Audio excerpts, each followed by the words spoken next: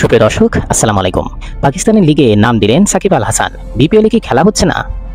বাংলাদেশ ক্রিকেটের সবচেয়ে বড় তারকা সাকিব আল হাসান আসন্ন বাংলাদেশ প্রিমিয়ার লিগে দল পেলেও খেলা নিয়ে অনিশ্চয়তা আছে তারকা এই ক্রিকেটারের। তবে দেশের বাইরের ফ্র্যাঞ্চাইজি লিগে নিয়মিত দেখা যাচ্ছে এই অলরাউন্ডারকে। এবার নাম দিয়েছেন পাকিস্তান সুপার লিগেও।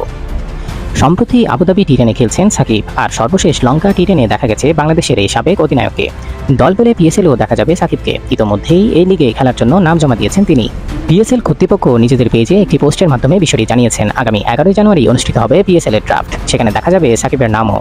দল পেলে পাকিস্তানের এই লিগে খেলতে দেখা যাবে এই অলরাউন্ডারকে। এই লিগে নাম জমা দিয়েছেন বাংলাদেশ থেকে মুস্তাফিজুর রহমানও। সেই সঙ্গে অন্যান্য দেশেরও বেশ কয়েকজন তারকা ক্রিকেটার নাম লিখিয়েছেন।